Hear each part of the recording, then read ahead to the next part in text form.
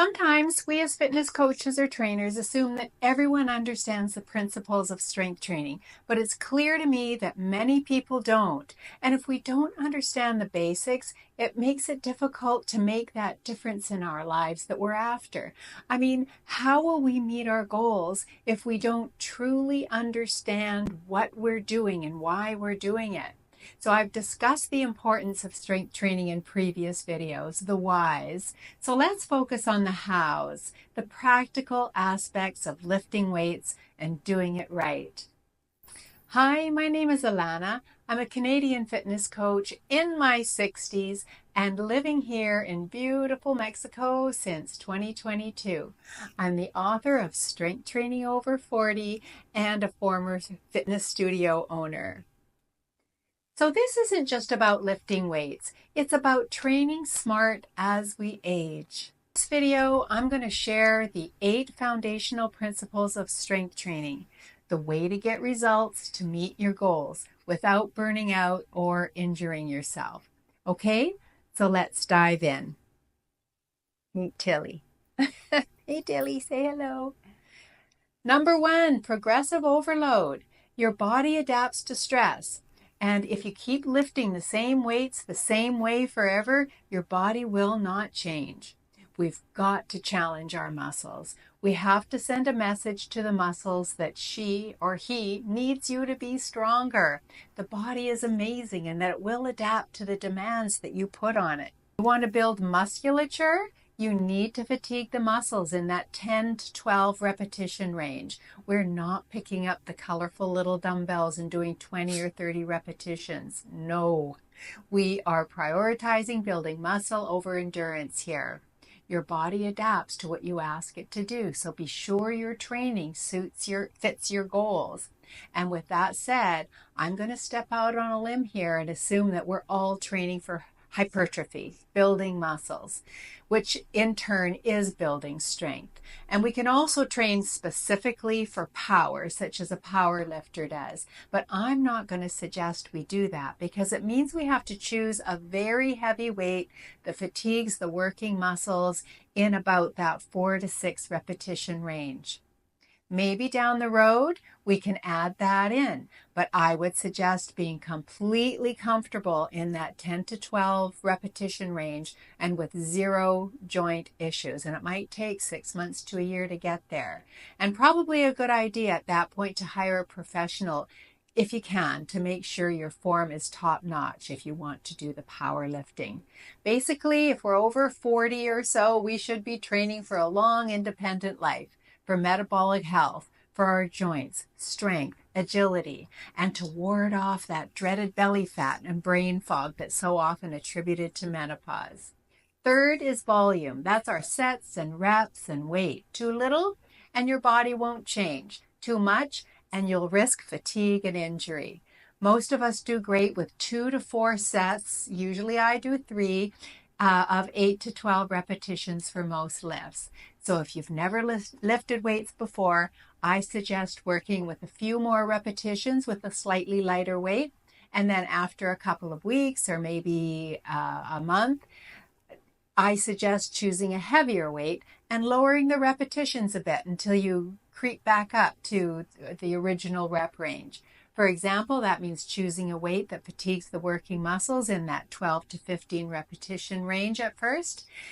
So that means a lighter weight than if you were working in the 10 to 12 repetition range.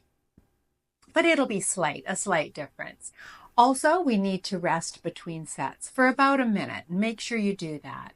And it's important to know that we will need different weights for different body parts. I've heard people say, oh, I'm using the 8-pound dumbbells now for my workouts. And so when I dig a little deeper, I learn that they're using the same weights for squats as they're using for bicep curls.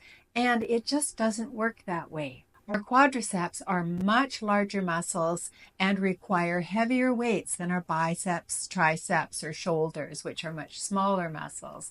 And if you can do 12 reps with 8 pounds of bicep curls, I can guarantee you that's not going to be enough to challenge your legs. So if you're working out at home, I would suggest a minimum of 3 sets of dumbbells of varying weights. And you can use resistance bands as well, which I'll link below. And they come in sets of varying strengths and are great for travel, and they're inexpensive and they don't take up much space at all. I'll do a video about resistance bands for full body home workouts. Let me know if you're interested in that below. So number 4 is rest and recovery.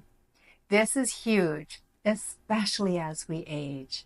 The saying goes, you get stronger between workouts, not during them.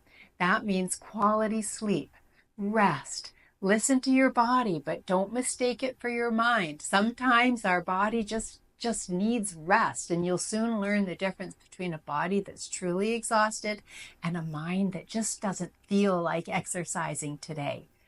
A way that I can tell that if my body is truly fatigued is the way I walk up the stairs. Usually I trot up the stairs, but there are times when my legs feel really heavy and slow, and I can only plod up those stairs. And that's when I know my body is exhausted. It's probably after leg day.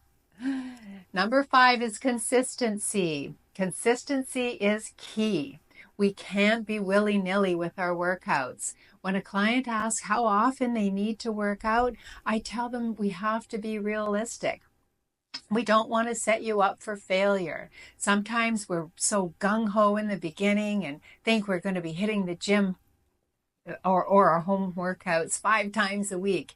But when they are not meeting that goal, they give up rather than scaling back a bit.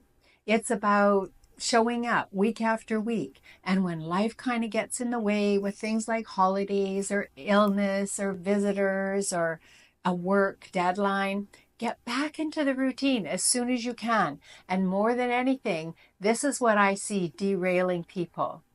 Strength is built slowly, and it stays with you as long as you stay the course. And know that these days are going to pass regardless. It's our choice whether we sit on the couch or get up and move. And remember, this is about the quality of our lives, the quality of the next decades to come. Number 6, form.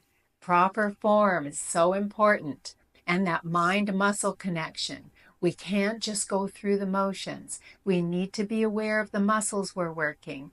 We want to learn when those muscles aren't able to complete the task you're placing upon them, and be aware of when other muscles are kicking in to get the job done. That's called losing form. And a good example of this is when we use momentum.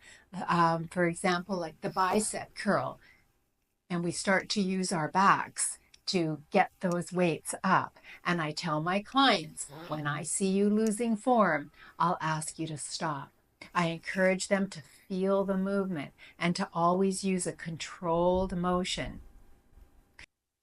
Good form protects our joints and helps our brain connect to our muscles. Going slow in the eccentric, the lowering phase, is beneficial for our tendons and ligaments. So it's a good idea to really slow down that lowering, that eccentric phase of the movement. And using that bicep curl or say a shoulder press. This is the don't let gravity do the job. Individualization. No two people are the same. Even two 50-year-old women can be vastly different in their fitness level.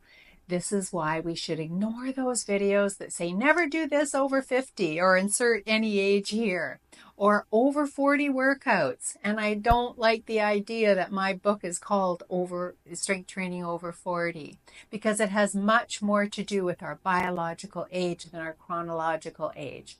I lost that argument with my publisher regarding the title.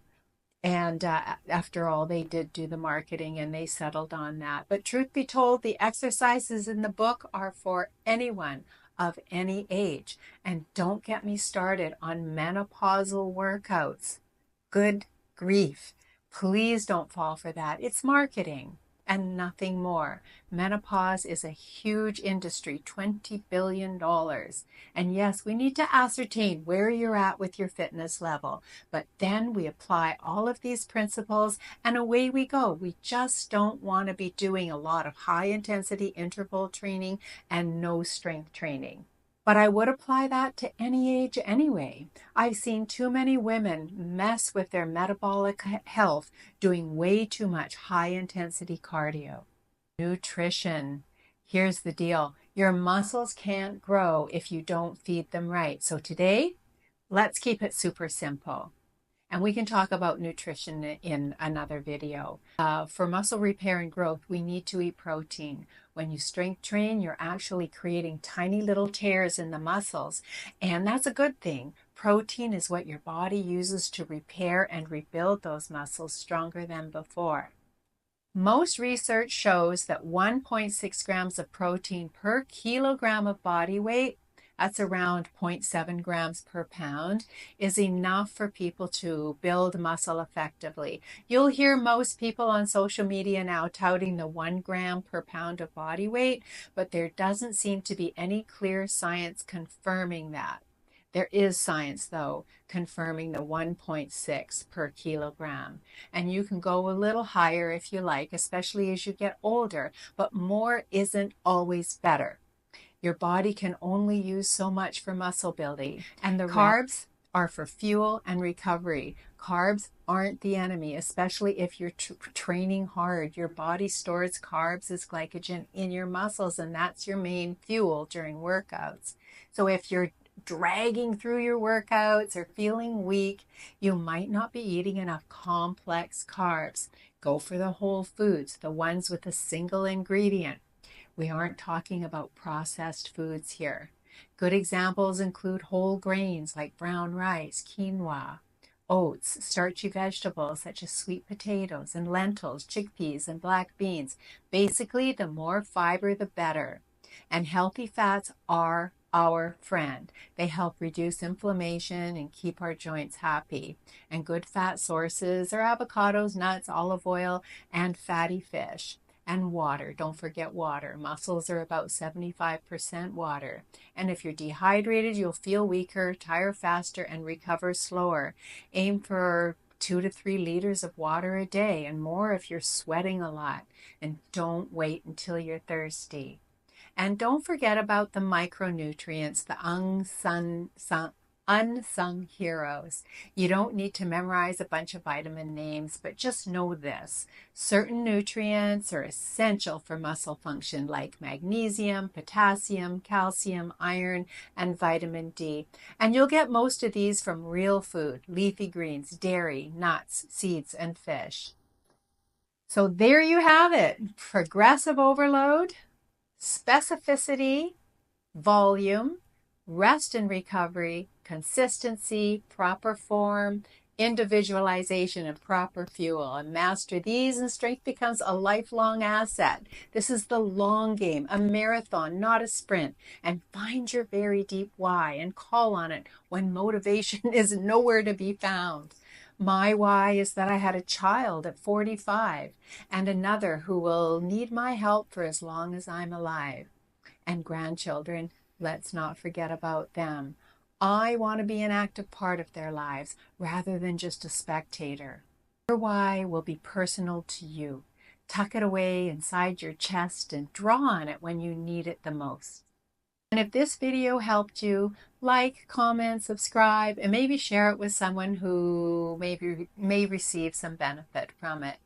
I will see you in the next video. Thank you so much for watching. Adios.